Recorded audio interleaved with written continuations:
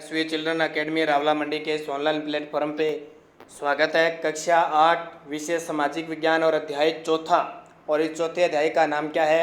आदिवासी दिक्कू और एक स्वर्ण युग की कल्पना। ये हम पूरा पाठ पढ़ चुके हैं। आज बारी आती है इनके प्रश्न उत्तर करने की। तो इसके प्रश्न उत्तर क्या है, इस पर बात करते हैं। हमारे 3rd किताब है। सबसे पहले प्रश्न उत्तरों में देखो, रिक्तस्थान भरो। अपनी किताब साथ साथ में खोलते रहना ताकि आपको पता लगे।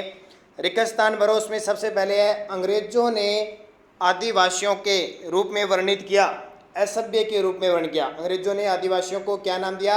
असभ्य। तो पहले खालिस्तान में क्या आ जाएगा? असभ्य।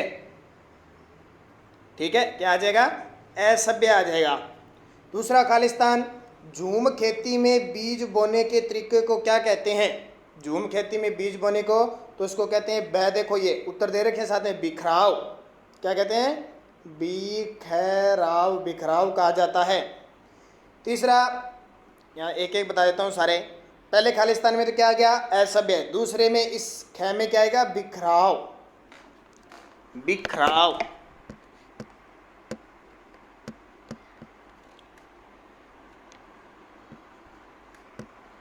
तीसरा खालिस्तान देखो,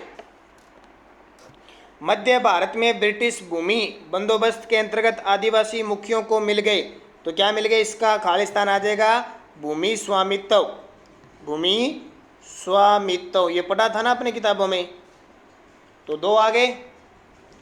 3 लिख लेना, किताब में लिख लेना या कॉपी में अपने साथ साथ में वीडियो को रोक लिया करो अगर तेज चलता है तो।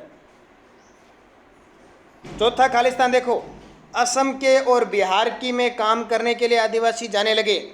असम के तो चाय बगानों, असम के चाय बगानों और बिहार की खादानों में काम करने। तो एक में तो आ जाएगा, यहाँ तो आ जाएगा खादानों में और यहाँ आ जाएगा चाय बगानों में आदिवासी जाने लगे। तो ये 4 हो गए आपके रिक्तस्थान भरो वाले।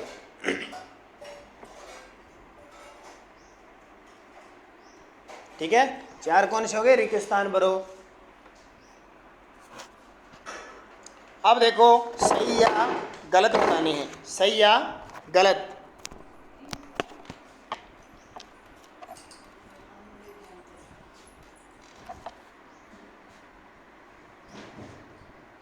सही या गलत बताओ। देखो, पहला है झूम काश्तकार जीवन की जमीन की जुताई करते हैं और बीज रोपते हैं। तो ये गलत है। झूम काश्तकार नहीं करते, वहाँ जो खेती करते हैं। झूम काश्तकार जीवन की जुताई और बीज रोपते हैं, नहीं जुताई नहीं करते, सीधा बीज छिड़कते हैं।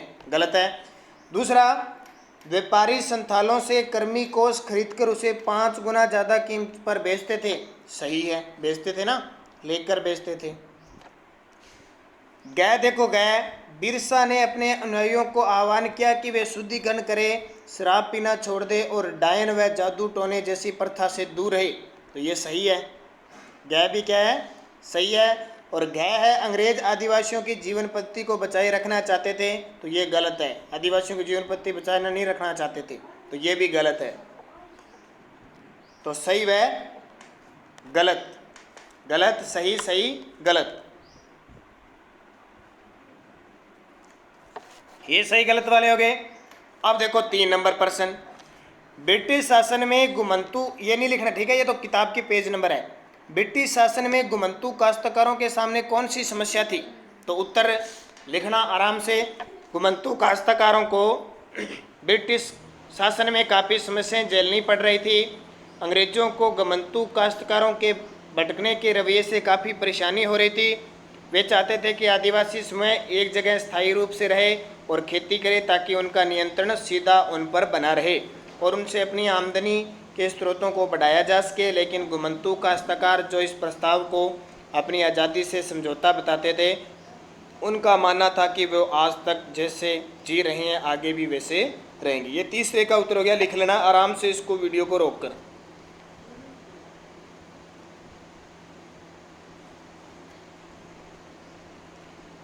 और आगे ये इतना हो रहा है, ये लिखना है। तीसरे का इतना बड़ा क्वेश्चन है, ध्यान रखना।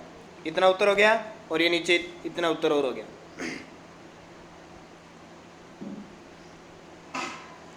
चौथा देखिए, ये है आपकी किताब है ना, उसमें 50 नंबर पेज पे दे रखा है, ये तब दिए।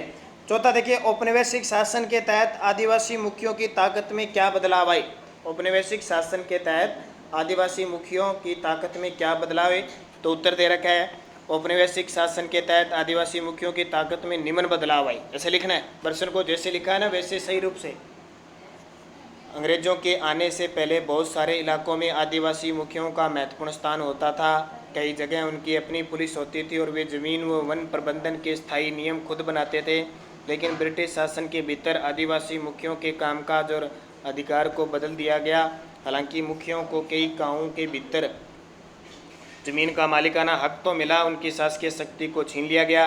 आदिवासी मुखियों को ब्रिटिश अधिकारियों द्वारा बनाए गए नियमों को मानने के लिए बाध्य किया गया और उन्हें अंग्रेजी सरकार को नजराना देना पड़ता था और अपने समूह को अनुशासन में रखना होता था।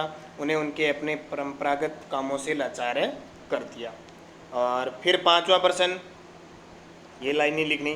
दिक्कुओं से आदिवासियों के गुस्से के क्या कारण थे? दिक्कुओं के, तो दिक्कुओं से आदिवासियों के गुस्से के निम्न कारण थे। दिक्कु यानी विदेशी और जो अंग्रेज थे उनको कहा गया। आदिवासी समुदाय के लोग अपनी ज़रूरत की सारी चीज़ें वन से इकट्ठी कर लेते थे। उनके पास कोई रोज़गार नहीं होते थे तो जो चीज़ें उन्हें वन से मिलती थी उन्हें वे बाज़ार से खरीदते थे। उनके लिए वे महाजनों से कर्ज लेते थे, लेकिन उसका ब्याज अधिक होता था, जिससे आदिवासी गरीबी की ओर ढकेले जा रहे थे। अंग्रेज़ों ने जब आदिवासियों को वनों के भीतर जाने पर पाबंदी लगा दी थी, उससे भी आदिवासियों को बाहरी लोगों की वजह से ऊपर दबाव बना, जिसे आगे रौंदर रूप ले लिया। आदिवासियों के द्वारा निर्मित वन्य उत्पादों के मुहाने को, ठीक है, ये सारा लिख लेना।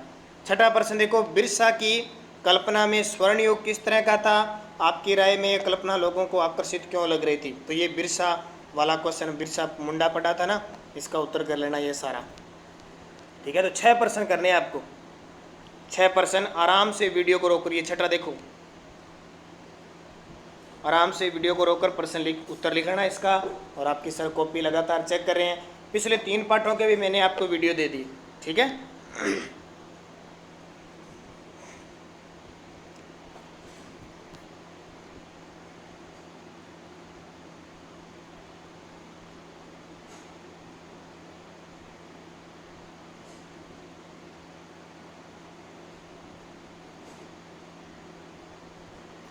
तो ये पूरा हो गया 4था पाठ। अब हम कल से पढ़ेंगे 5वां पाठ।